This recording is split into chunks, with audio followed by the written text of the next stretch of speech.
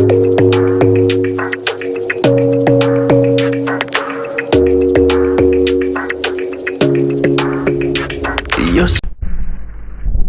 दोस्तों, welcome to capital technology. मेरा नाम है अब्दुल हलीम और आज हम इलस्ट्रेटर के इस सीरीज़ में रोटेशन टूल को कवर करने वाले हैं। ठीक है, पिछली वाली क्लास में हमने देखा था pen tool and shape builder tool. ठीक है, हम इसका यूज़ कैसे करते हैं और इनका यूज़ करके कैसे नई डिज़ाइन बनाते हैं। ठीक है, तो अगर आपने ये वीडियो नहीं देखी है तो प्लीज़ जाकर इसको देखें ताकि ये चीज़ें आपकी क्लियर रहें। ठीक है, तो आज हम बात करने वाले हैं रोटेशन टूल।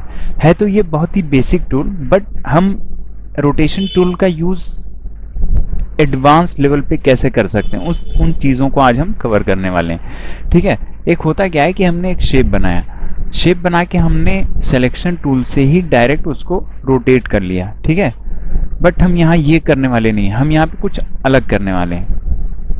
जैसे जब हम रोटेशन टूल में आते हैं तो यहाँ पे हमें बीच में एक पॉइंट देखने को मिलता है जिसे हम पिवट पॉइंट कहते हैं। बेसिकली ये होता क्या है, ये एक सेंटर होता है, किसी भी शेप का एक सेंटर होता है। ठीक है, उस सेंटर पे उसका वो एक्सिस होता है जहाँ से वो रोटेट करता है। जैसे हम अभी जब इसको रोटेट करेंगे तो वो वहीं से रोटेट होगा, वो अपने एक्सिस पे ही रोटेट होगा। इसका अगर हम पिवट पॉइंट हम कहीं और कर दें, ठीक है, जैसे हमने एग्जाम्पल के लिए यहाँ कर दिया है, अब इसको अगर जब हम रोटेट करेंगे तो ये अपने एक्सेस पे ही रोटेट करेगा। ठीक है, क्योंकि ये जो हमारा पीवी पॉइंट होता है, ये एग्जांपल के तौर पे हम कह सकते हैं कि हमारा जो फैन होता है तो उसका एक एक्सल होता है बीच में जिस पे वो रोटेट करता है, वो चलता है। ठीक है, तो सेम एग्जांपल के तौर पे ये चीज़ समझने की कोशिश करें। जब हम कोई भी चीज़ रोटेट करते हैं तो वो एक पिवट पॉइंट के थ्रू ही रोटेट होती है। अगर इसको हम यहाँ से मूव करके यहाँ कर दें तो इसका रोटेशन क्या होगा, वहाँ से होने लगेगा। ठीक है, उम्मीद है ये चीज़ें आपको समझ में आ गई होंगी। अब हम क्या करते हैं कि इसको हमने यहाँ कर दिया। अच्छा, दूसरी चीज़ यहाँ पे क्या है कि ऑल्ट के साथ जब हम कहीं क्लिक करेंगे इस पे, ठीक है, तो हमसे इलस्ट्रेटर कुछ प्रॉपर्टीज़ पूछेगा कि आप एग्जैक्टली कितने एंगल पे उस चीज़ को रोटेट करना चाहते हैं। ठीक है, तो ये सारी चीज़ें यहाँ पे आपको देखने को मिलेंगी। लेकिन हम अभी क्या करेंगे, इसको फिर से बनाते हैं एक नई डिज़ाइन। जैसे हमने ये किया, ठीक है, ओवर लिया एक, उसके बाद इसका हमने रोटेशन टूल से इसका पिवट पॉइंट का सेंटर हमने यहाँ पे कर दिया। ठीक है, अब पिवट पॉइंट का सेंटर हमने करने के बाद ये हमसे एंगल पूछ रहा है कि आप कितने एंगल पे मूव कराना चाहते हैं। तो यहाँ पे आप ओके कभी ना करें, आप यहाँ पे कॉपी करेंगे। ठीक है, जब आप यहाँ पे कॉपी करेंगे तो उसकी एक कॉपी बनती चली जाएगी।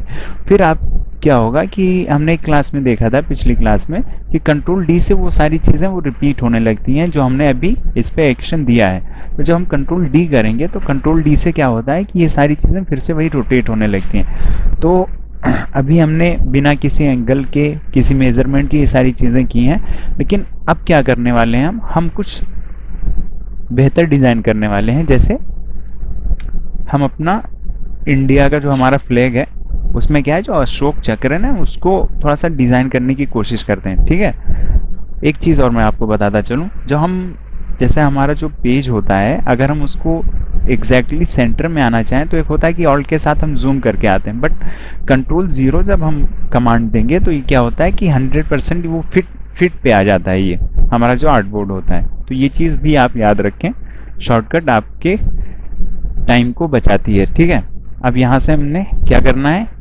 अशोक चक्र में पहले तो अशोक चक्र होता कैसे, उसमें कितने लाइंस होते हैं, वो सारी चीज़ें हम देख लेते हैं। तो उसके लिए हम क्या करते हैं,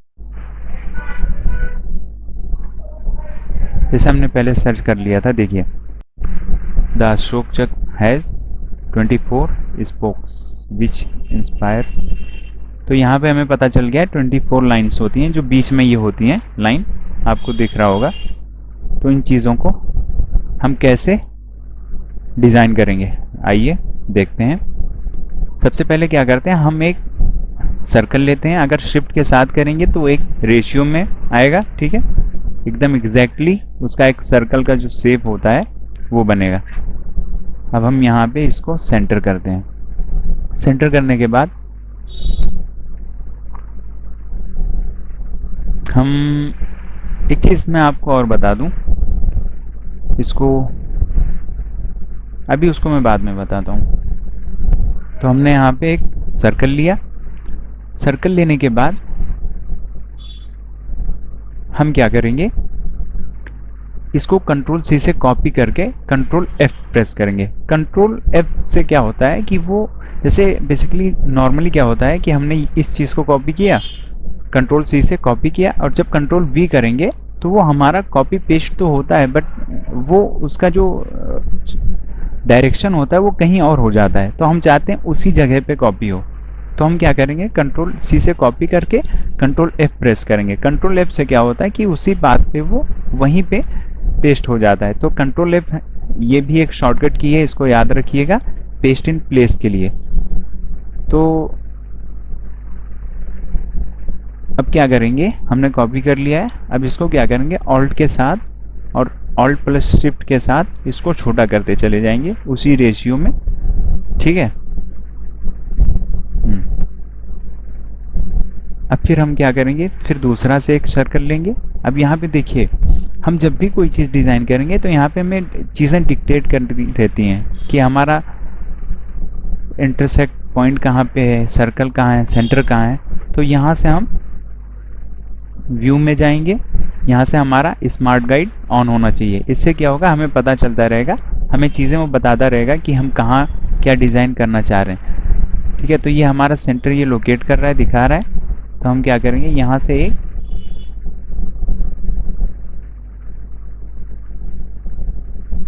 एक सेकेंड इसको थोड़ा सा जूम इन कर लेते हैं।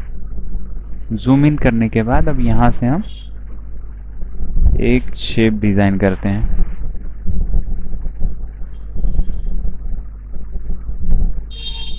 इसको थोड़ा सा सेंटर में जूम करके इसको थोड़ा सा मैनेज कर लेंगे।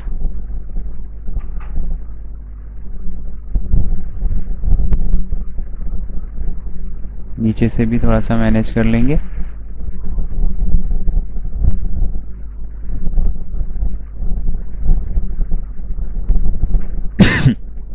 सॉरी। अब हम क्या करने वाले हैं, वही सेम चीज़। अब इसका जो पिवट पॉइंट है हमें सेंटर में लाना है। ठीक है। तो ऑल्ट के साथ जब हम रोटेशन टूल पे आएंगे, जब ऑल्ट के साथ हम यहाँ पे सेंटर करेंगे तो ये हमारा ऑटोमेटिक ये सेंटर में आ जाएगा।